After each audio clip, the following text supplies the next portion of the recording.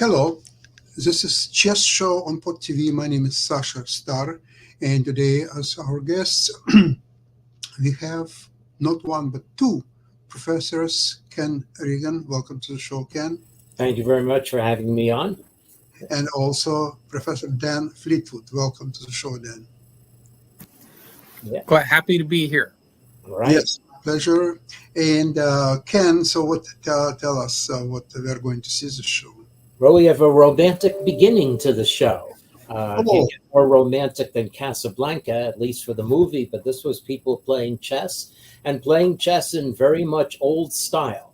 The tournament was held with a rapid pace and where the players continued games from move 10 or so of famous chess games. So for the first round, the players were given games that a game that was begun by Mikhail Chigorin and William Steinitz. Are you seeing the screen here? Yes. Okay, so I'm using the chess.com version.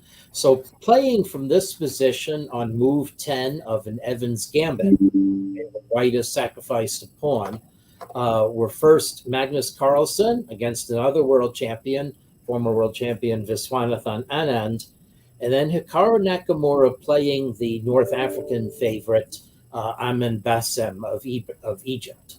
Okay, and as you can see, both games ended decisively for white. And with Dan's help, let's try and understand what happened here. Because I think you're on your own here, Ken. Oh, okay. The game's picked up at turn 10. So this was the set position to play.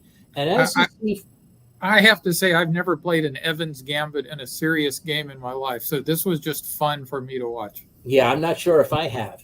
Well, so on paper, this was a fair position to begin from because the Stockfish 16 evaluation is showing only 0.13 advantage to white. And with white capturing on e5, nominally for temporarily at least to regain the pawn because black has to move the queen out of the way from white's rook, and black's queen going to a well-recommended square g6 that the players avoided.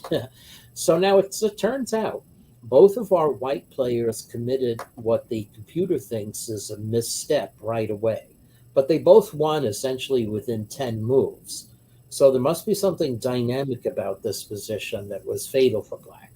Okay, so Magnus Carlsen came up with knight a3. And the flaw in this, according to the computer, is that black should capture, which normally maybe you wouldn't do in the Evans Gambit because you're giving up your strongholds in the center, but center schmenter.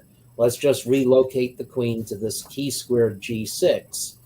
And then the computer is saying, well, I know that the great players of the past had many swashbuckling attacks from a great center at the cost of only one pawn in the past, but I am going to defend like Korchnoi or Korchnoi on steroids and stay with my pawn advantage and have a pawn advantage, and I'll just beat back your attack with little moves like h6.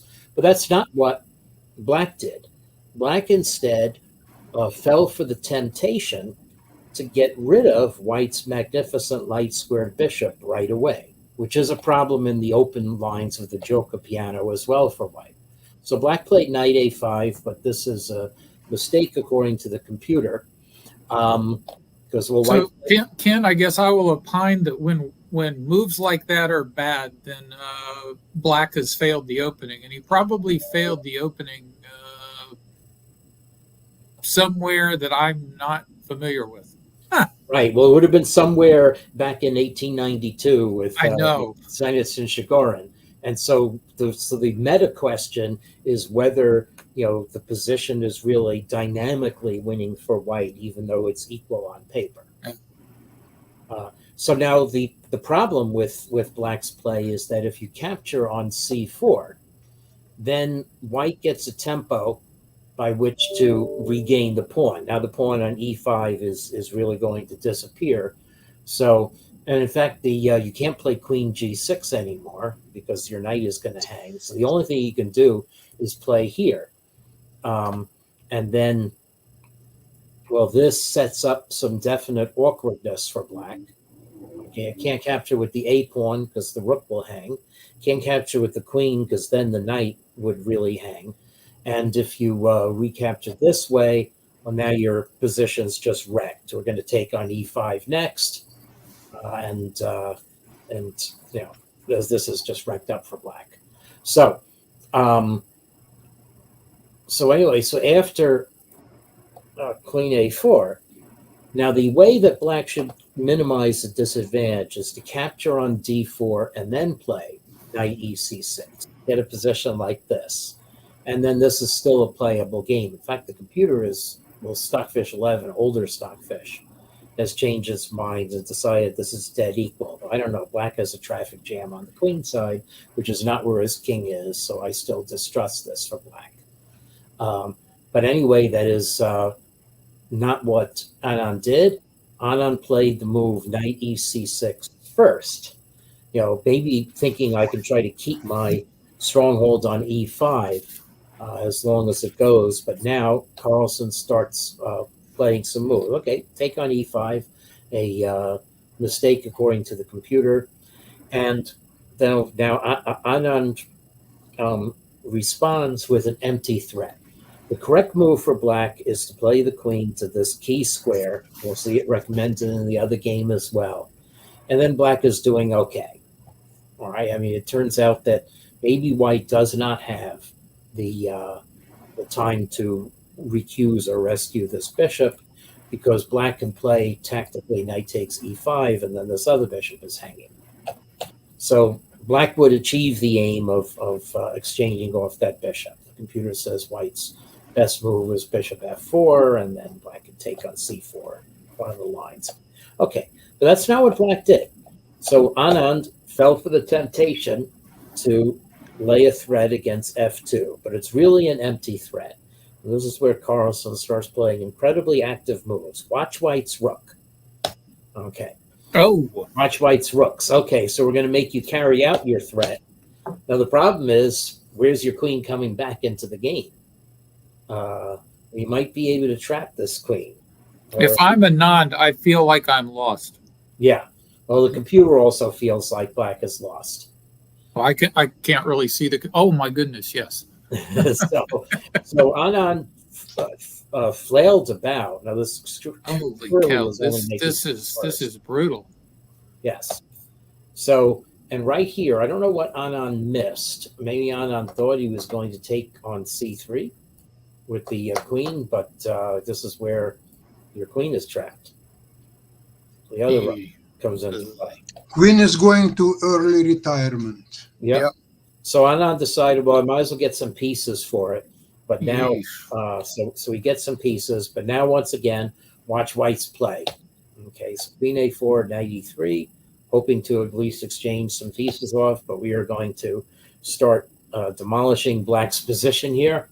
So if you take with the a pawn, I win your rook. If you take with the c pawn, is it just that black's position is totally wrecked? Oh, the knight goes.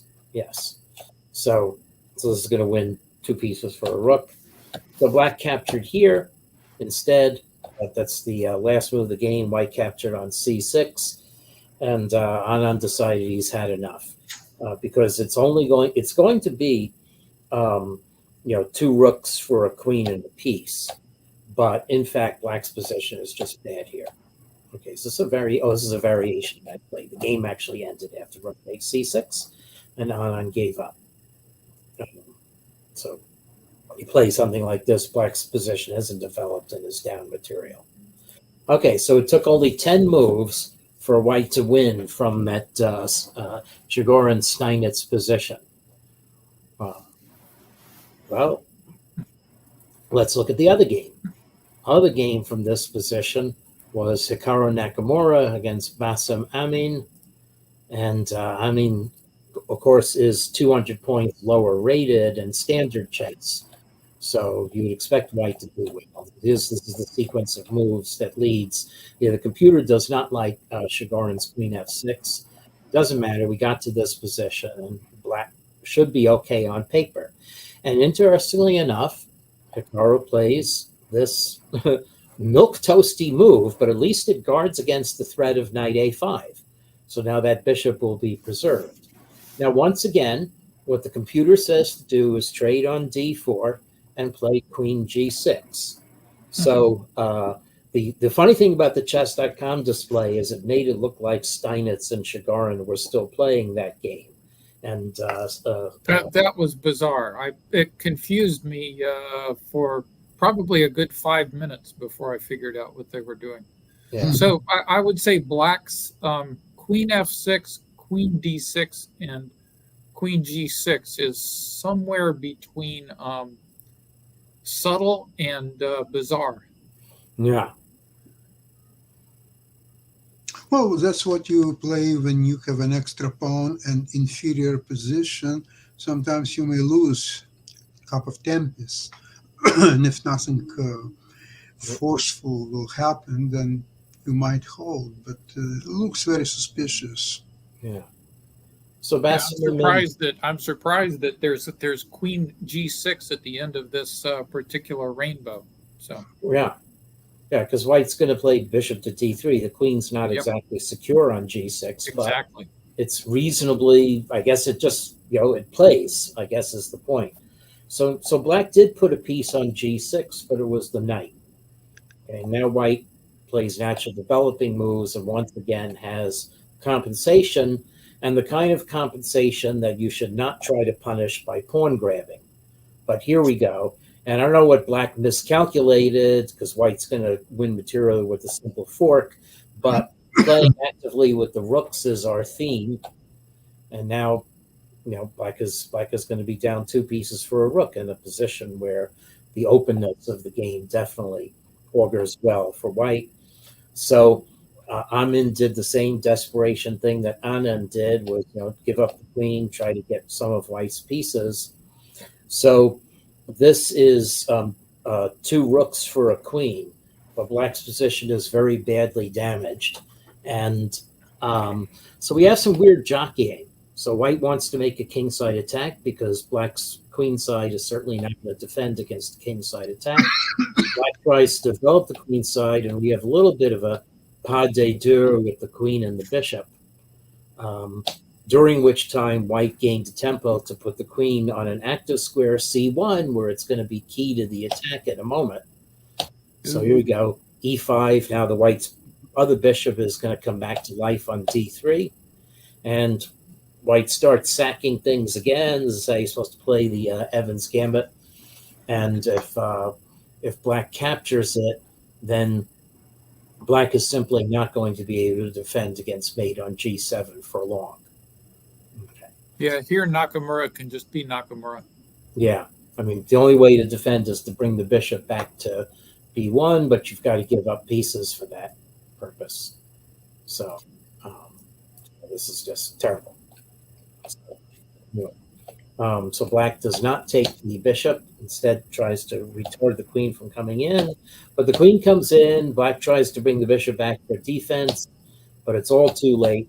And here Amin resigns because they have to king g8, just queen takes f6, and we are coming in on h7. So you can only delay this a little bit. Yeah, Black was playing a queen rook and a light square bishop down in this game. Right, which is the whole idea of the Evans Gambit. Okay, so that was the romance in Casablanca, and even though Anand won in the last round, Carlsen established essentially clinched the tournament the round before, and Carlsen resumed his streak of winning chess tournaments. But it was an amazing tournament. FIDE people visited there. So Carlsen 4.5, not a bad result for Nakamura. Well, +1 by virtue of losing to Carlsen in one game, but winning against Massamami in both games. So I guess I should actually show the. Whoops, where'd it go? Here it is. Show the just the end of the game where Nakamura lost to Carlsen. That was this game where Carlsen won with the black pieces, and just sampling the game. It was, again, from a prearranged position. It looks quite wild on the Sicilian, and White's attack just did not work. Okay, so it was okay for White as of here, but then White took a plan that was too slow. Okay, I may come back to this, but I have something else that I want to present instead. You saw games with lots of pieces flying around. I'm now going to get rid of all the pieces. No pieces. Okay. So, well, we'll get rid of the pieces really quick. So the other major tournament that happened this week was in Sharjah Masters, and the round 7 saw a showdown between the two American 2,700 about players in the tournament. And so it was Hans Niemann as White against Sam Shankland as Black. And I'll just scroll through the moves of this game. I have Stockfish 16 in the Arena Chess GUI for this. Okay, so, the Sicilian defense may be a little bit unusual. And here's Queen F6. So Black may be trying to channel a little bit of Chagor and Steinitz here. Well, being silly. Okay, so now Black is basically fine. I am not putting the analysis on yet. Okay. So Niemann tries expanding, but there's really nothing wrong with Black's position, and Niemann has this key potential weakness in the center. So Niemann saw nothing better than to trade queens, and after the queens, we're going to trade the rooks. White wants to expand on the queen side, but here we go. We have a king and pawn position. Hooray. Who does it favor? White has a little more space. Does White have any plan in this position to break through? I mean, it could just be a fortress, right? Is there any danger for White in this position? Well, let's see. So Niemann leads with the pawns. Usually I would lead with the king, but I don't know whether Niemann thought he was potentially going to win. A6 is another aggressive move, although it's really a good move because it is a feature of this position that White wants to set up a latent threat on the queen side. Okay, so now we've blocked the queen side. It's a fortress over there. So any breakthrough, if it's going to happen, is going to happen on the king side. So we've got this natural position. Is there any move that could lose here? So, or what should White do? Are we just shuffling pieces of wood and we're going to lock the king side too and call it a draw? So believe it or not, there is a way to lose. And in some ways, maybe the most natural move loses. Depends on whether you think king h4 is a natural move. Well, now I would think h4 is a natural move. Okay, so you would think h4 is a natural move. Yep. That is what Niemann played. And okay. It loses. Oh, wow. There you go. There you go. Yes. And I suspect a miscalculation here, or not realizing. I've turned off the engine for a moment. Or he may have just thought that it was a draw and that was a quick way to do that. It's surprising that loses. Yes. So the latent reason that it loses is, imagine that the H pawn and G pawns come off in such a way that Black is able to recapture on G5 with the F pawn. Then the drawback of White's double E pawns is clear. Black has an outside pass pawn on the G file, will eventually force White's king down the board. Black's king will gain access to the F3 square and eat all of White's pawns. So this is the right way to go was king h4 instead. Yeah. Or in fact, actually in this position, any move except h4 or g5, which is obviously king f3 is possible, and then back to g3. Yeah, just kind of shuffle back and forth. Yeah, and just hold the position. There's no worry that White can get into Zugzwang because let's say, for instance, White plays king f3. Let's say Black plays h5. Okay. Now I think you don't is taking actually is losing. I think right. No, taking isn't losing. But nonetheless, okay. Let's say you don't want to capture. Black captures here. Okay. Now let's just make sure. Oh, actually, the capture there is a bad move. This is white's. This is white's winning motif. By the way. So it's maybe surprising that black is losing here. Ultimately, because white is going to be able to penetrate with the king. Why Wow. should black be losing this position? Well, you play here, and you play king e7. Are we really losing this position? Yes, we are, because white's going to play h6 and be able to eat some of black's pawns. So this is also surprising. Yeah, so both sides have to be really careful not to weaken their positions here. Yeah. So I don't believe that this is really lost for black, is it? Which pawn is white taking here? White is taking on f6. Well, h6 might win too, but f6 is indeed good. Okay, yeah, you're just winning that. You're right. Yes. This is White's king is too far advanced. So okay, so there are actually serious ideas in this position. Well, what I was intending to show. So h takes g4 actually loses. That's remarkable. So what I was intending to show was that even if white captures with the pawn, it's not a Zugzwang. So let's see. So let's find a way there. So let's play king h6 for black. And now let's see. White can capture on h5, or we can play king f3. Now this is okay for black, because after king takes g4, black can play g6. Black is not forced to give ground. And curious enough, this would be like the game, optically like the game, except for a key. Yeah, except the pawn's one square back. Yeah, that's right. So that is, in fact, so let's see. So in fact, well, h4 is not a losing move in this position, but h4 and then pass. If black could pass, would be a losing move in this position. Anyway, the other thing I wanted to say about this position is that if white captures with the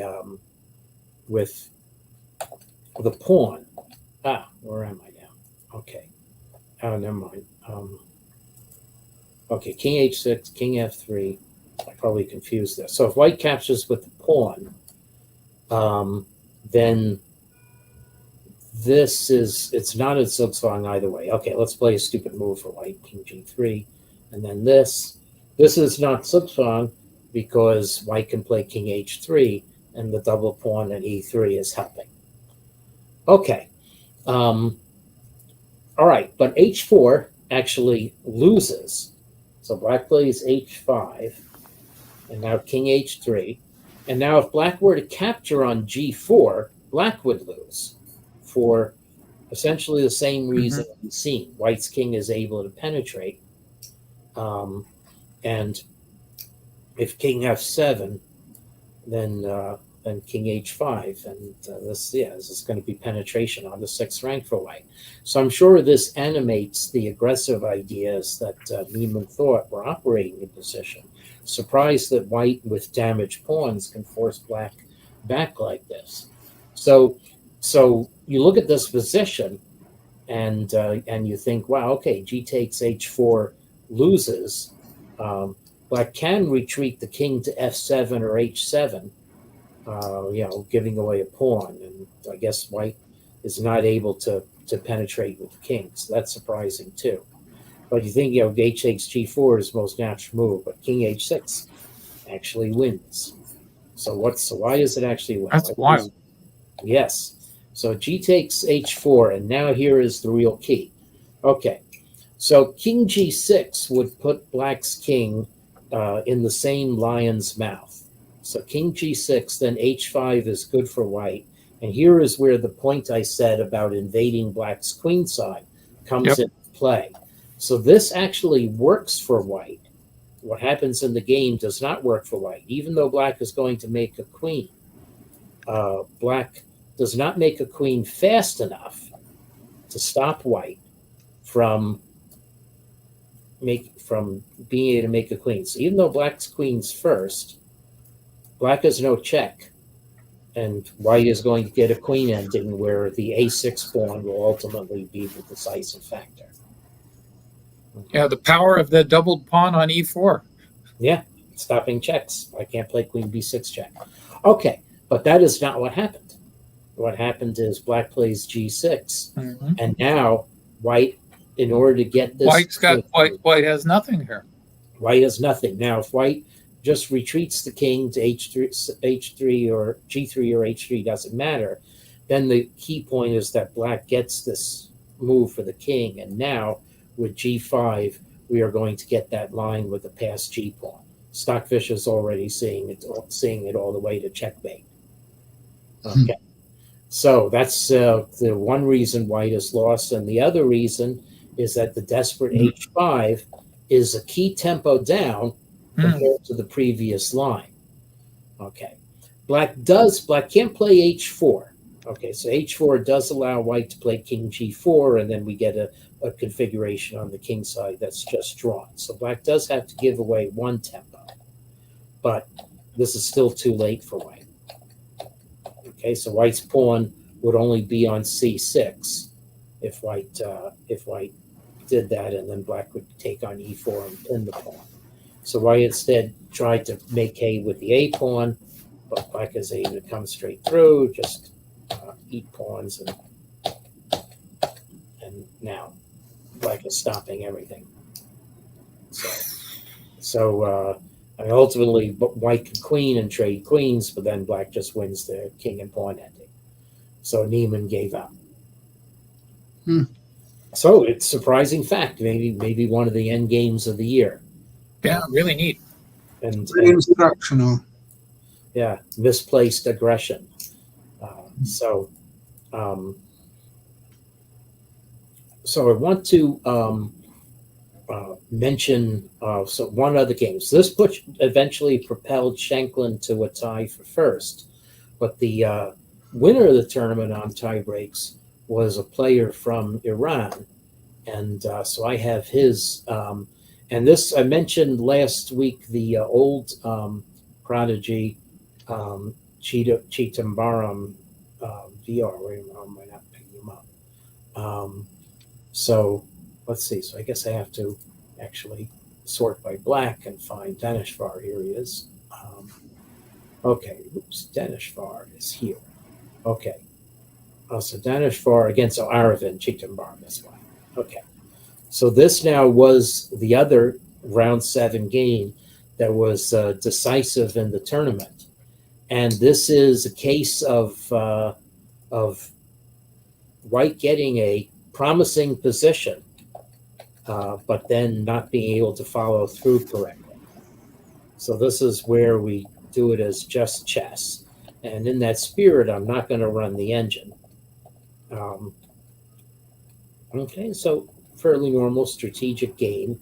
Black is comfortable in this position, but white is able to expand with e4 more readily than black can expand with e5 in this position. And that's true even after black does expand with e5, because now black has made some weak squares, and white is now going to probe the weak square. So it is surprised, a symmetrical position. But white, in fact, already has a substantial advantage. And now I guess is the time to show that. Okay, so bishop c3, the best move for black.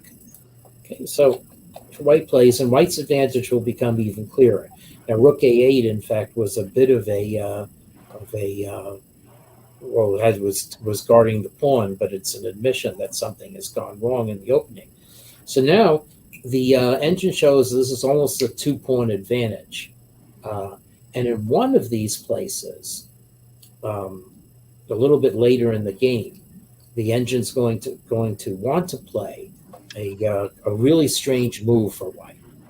However, anyway, so white has various plans. White can basically just sit on this position, expand with h4, expand with f3. I'd probably say bishop f3, putting the bishop here, is the most convincing plan to improve white's position. But anyway, white played natural penetration, Okay, you can't taking over the D file, menacing A5 with the queen indirectly. This can't be bad. Black has to go back to the first rank, and so it is here now that white begins swimming. So let's see now if the Stockfish 16 in multi-PV mode recommends the same move as the chess.com engine. So it doesn't actually. It recommends bishop h3, which can't be bad either. Let me go to my window where I have the game open in Sharjah here. This is the game. And we just find the right. So this is where bishop a3 was thought to be a poor move, and we just scroll up to the key point here. Knight e3. Yes, it's here. Okay, so this is the key moment in the game. We go back to my movement here. So white rearranges, taking over strong squares. Okay, so now so this is the funny thing. All right, looks like you can win the a5 pawn. White actually decided to shore up the e4 pawn, okay, because black has latent tactics of taking on e4 and taking on d5. But here's the really funny thing. The move that the engine wants white to play and says that it's the only way to keep a large advantage is a move that would never, ever occur to me to play. So let's see if so Stockfish 16 in multi-PV mode wants to play the same move, although it does not show so much of a separation. In fact, here the Stockfish 16 in the multi-PV mode is saying just chop black's pawn. But over here in the chess.com window, there's a real separation for playing g4, pawn advantage. And this move would never occur to me. I mean, it seems to be a way of giving away white's advantage. And already we switched over to Stockfish 11, and Stockfish 11 doesn't like it. So I don't know. This is like a very strange thing with computer chess. What is it about g4? Is it a tempo move? Does it put black in a wild subspawn, so black has to retreat the knight? What on earth? Maybe actually it's for rook h3 with latent threats against it. Yeah, it's possible. That type of a pawn advance is also kind of thematic in positions where black has doubled g pawns. So on g7 and g6. Right. And so frequently the right plan is to play g5 and g4.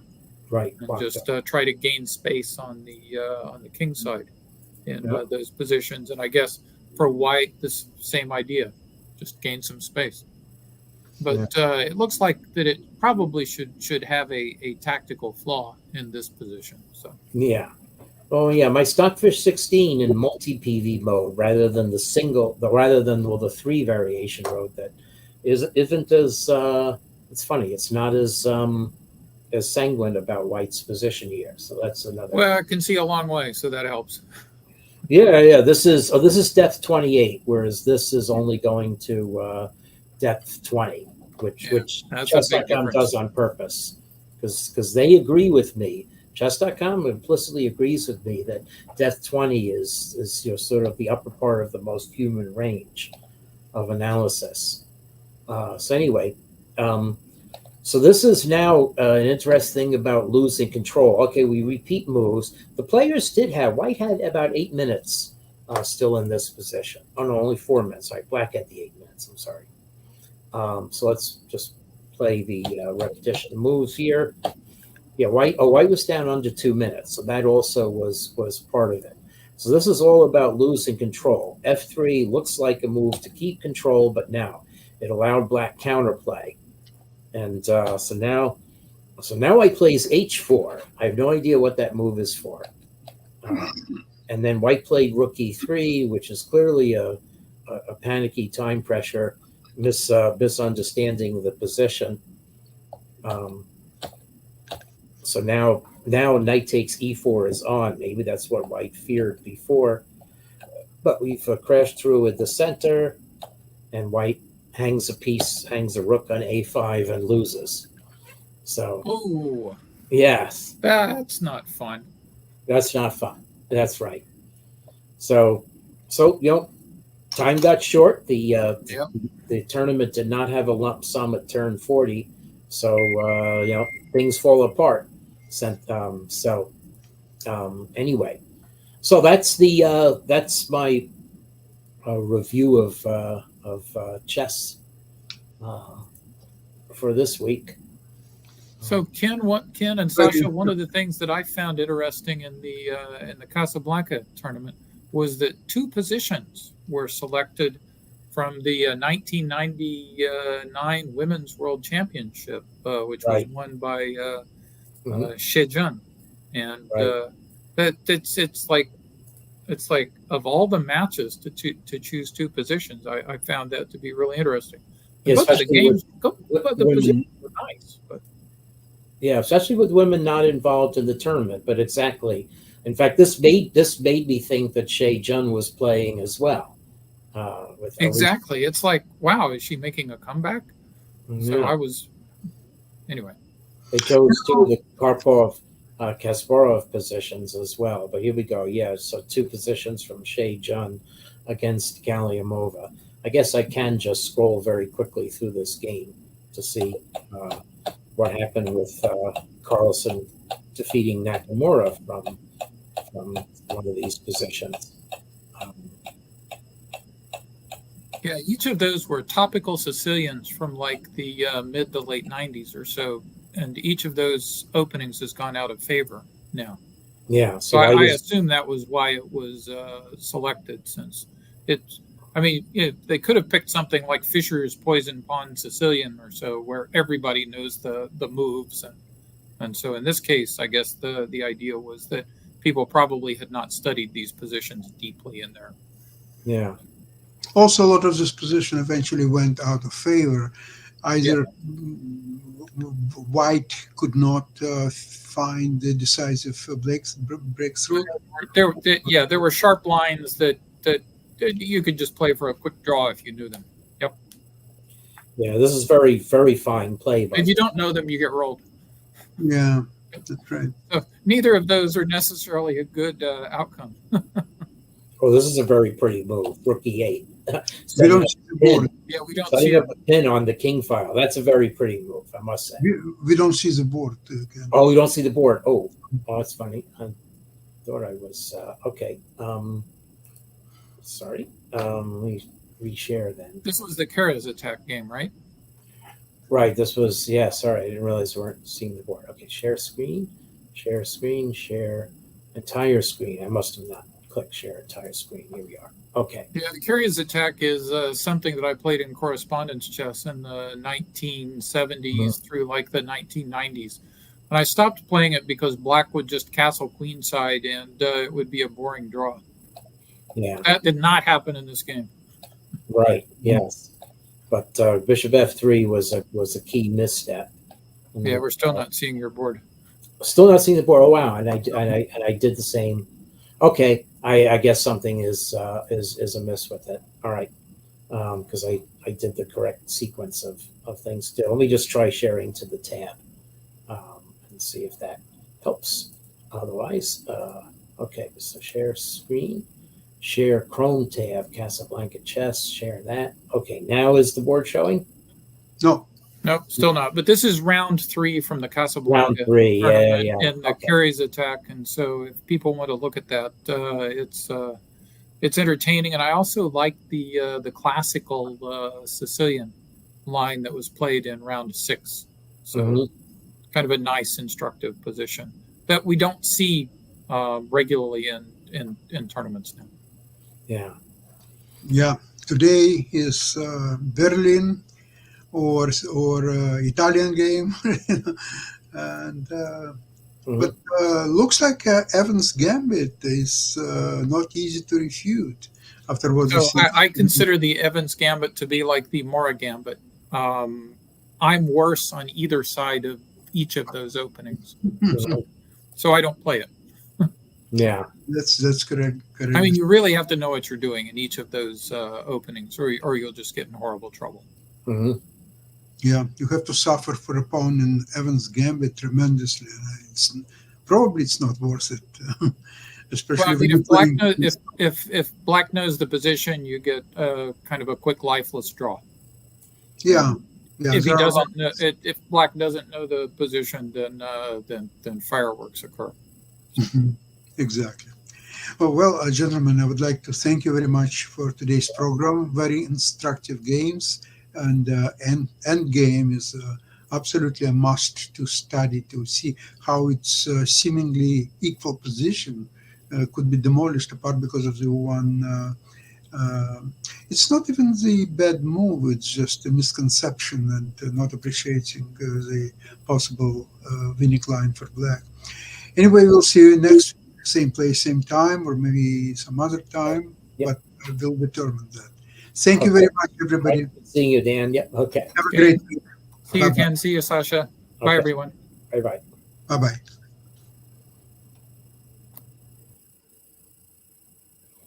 Okay.